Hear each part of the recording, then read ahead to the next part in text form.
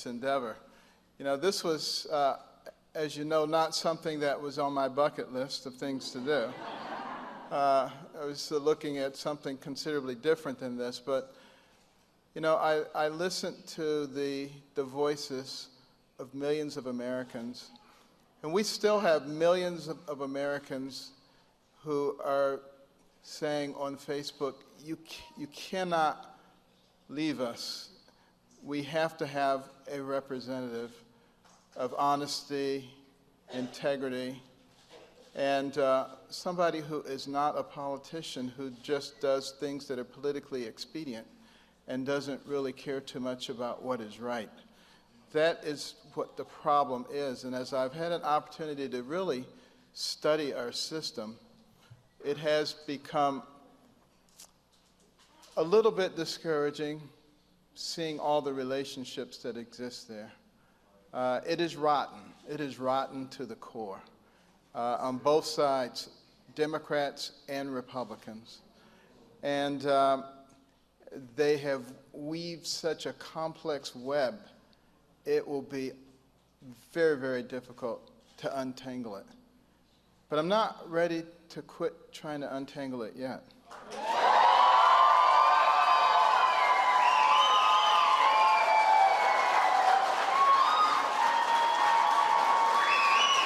You know, the political class and their minions, which includes much of the media, you know, they don't like it when someone challenges their authority. And I think I'm probably the epitome of someone who challenges their authority. And I absolutely have refused to cooperate with the billionaires and the special interests, and they don't seem to get it. But the problem is they are the problem, and they don't seem to understand that. And at some point, if we continue down this road and we're going off the cliff, just before they hit bottom, they will realize that they're going off the cliff too. And at some point, you would hope that they would give up their little special interest and be interested once again in the United States of America. You think about the pledge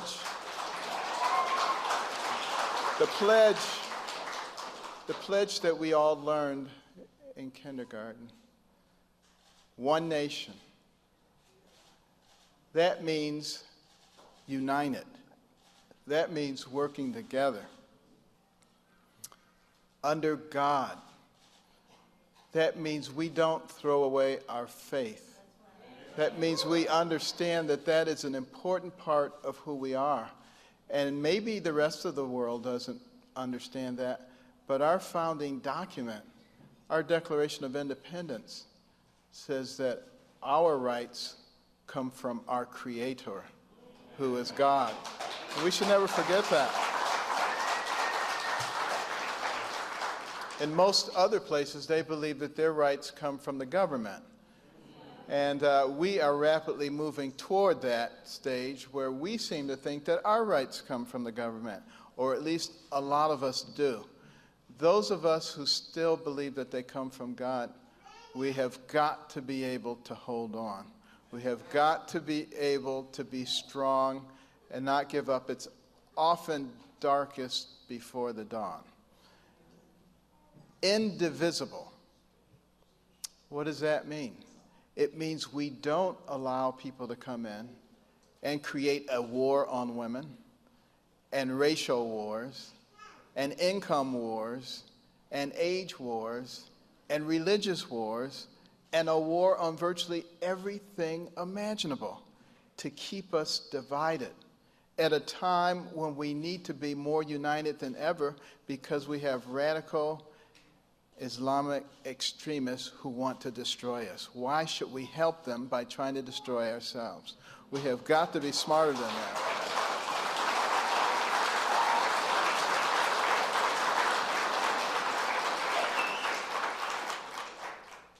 With liberty, freedom. What is freedom? Freedom is not having the government controlling every aspect of your life. Freedom is not having the PC police tell you what you can say and what you cannot say. You know, we are the ones who will determine what our level of freedom is by what we accept. And the people of America must recognize that they have to be actively engaged in freedom is not free. You have to fight for it every single day. And all you have to do is look throughout history and see what has happened to those societies where people were not willing to stand up, where they thought it was easier just to sit down and put your head down and hope that you weren't noticed and that no one called you a nasty name. Well, you know, people call me nasty names every day, a lot of nasty names.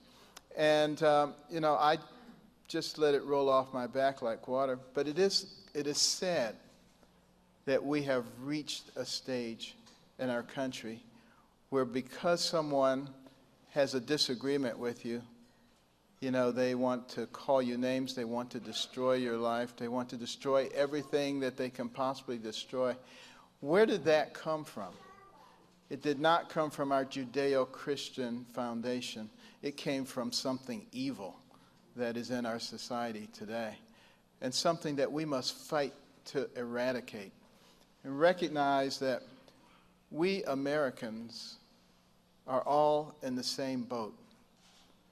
And if part of the boat sinks, the rest of it's going down too. So we have to start thinking collectively, recognizing that we only have 330 million people. It sounds like a lot. But compared to China with 1.4 billion, India with 1.1 billion, it's not that many. And we have a responsibility to try to develop all of those people. The more of those people that we bring into the structure of success in this country, the fewer of those people we have to take care of and pull along in the welfare system, in the penal system, and in a system where they simply are underachievers. We need all of our people to achieve. We need to reevaluate the structure of our school system. We need to provide school choice for people because, you know, you look at what's going on with the military right now. Between the ages of 17 and 24, 71% of applicants for the voluntary military are rejected for either mental, physical, or educational reasons, educational being by far the biggest one. This is a matter of national security. And somehow we have got to become serious enough to recognize that and not be so interested, quite frankly, in who's on Dancing with the Stars and, you know, who won the Academy Award. I mean, don't get me wrong, I don't mind a little bit of sports and entertainment. But the fact of the matter is, our nation is in horrible trouble. And, you know, that's the point that I've been trying to get across in these debates.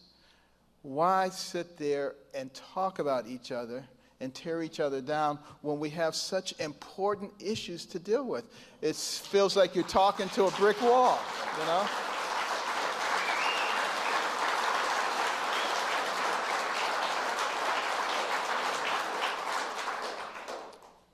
And justice for all. What does that mean? That means we don't pick and choose winners and losers in our society. We want everybody in American society to be a winner. And believe me, it is not that hard to do. The policies that have been instituted over the last many years have kept people from being able to achieve at a high level. You know, our taxation structure is draconian, and it will never encourage entrepreneurial risk-taking and capital investment. Those are the drivers of the kind of innovation that led America to the pinnacle of the world in record time. all of these regulations, 81,000 pages of regulations in the last year alone, encircling every aspect of our lives. And the question is, are we going to continue to accept this? It doesn't matter if it's coming from Democrats or Republicans. It is affecting every single one of us. It's injustice for all. So we, the American people, somehow, some way, Bernie, must awaken from President, the stupor that allows us to accept what's being done to us. I believe that our forefathers would be horrified if they were here today and if they were able to see what we're accepting. And this is one of the reasons that I got into this race, to really shine the light upon all of this stuff that is going on. And it is my hope that everyone also recognizes that we're at a decision point right now in our nation. What kind of nation are we going to be? Of, for, and by the people, with the government there to facilitate life, liberty, and the pursuit of happiness? Or of, for, and by the government, with them to tell us how to do everything from cradle to grave? Because that is the decision that is going to be made in November. And if Hillary is elected, and she gets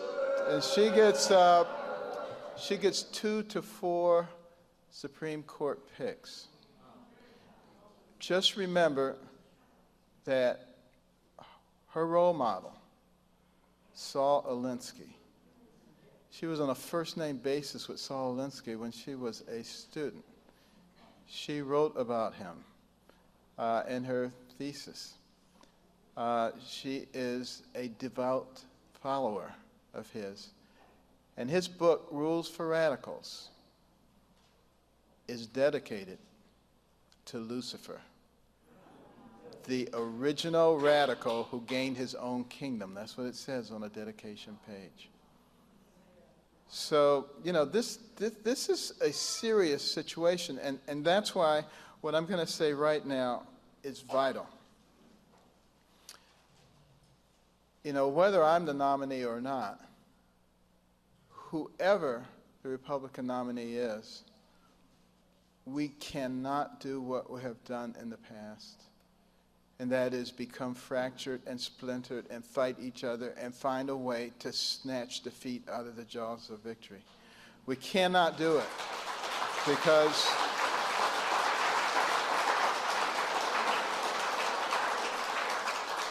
our children's future depends on it.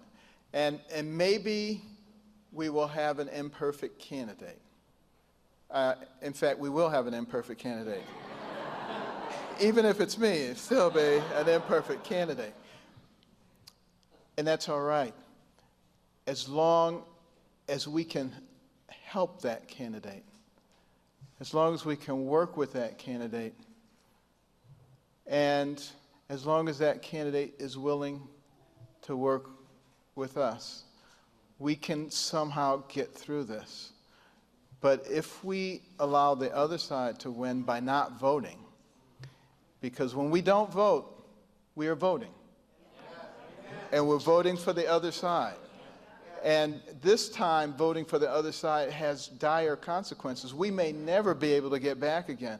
And we will have stabbed our children and our grandchildren and all the rest of our progeny in the heart, and it will be a fatal wound. So, as much as it hurts me to say that, it doesn't matter who it is. We cannot become fractured. And we cannot listen to the progressives who will come and they will say, you guys are wonderful because you are people of principle. And you would never vote for somebody that you didn't agree with. You would go home and you would sit on your hands because you're such principled people. And then they go home and laugh at you because they know that they have won. So here's my point. Even if we get a very imperfect candidate in there, it is unlikely that they will destroy America. And we still have another 4 to 8 years to work hard to build things up again. But if we go home and we don't vote, I do believe that America will be destroyed, and I don't think 4 or 8 or 12 or 100 years will help us. So, you know, it's hard for me to say that, but you have to deal with reality. And, you know, God's timetable is different than our timetable. You know, we want everything, and we want it now, and we want it the way that we think it ought to be. But I've discovered throughout my entire life that God's timetable is a lot better than mine. And when you look back over the course of time, you can see how things fit together. And I believe that God still loves this nation. And there are millions of Americans who still love God. And we will, by the grace of God,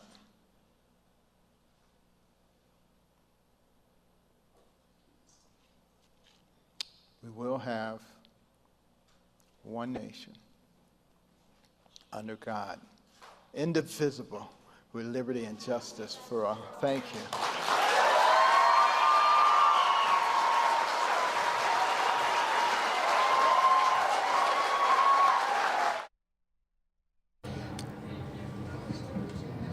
All right, and that was Dr. Ben Carson reacting to the Super Tuesday results. It's 9 p.m., which means we are going to head into our live local television news broadcast. So if you'd like to watch Troy Hayden, Carrie Lake, and John Hook giving you a breakdown of today's top local stories on our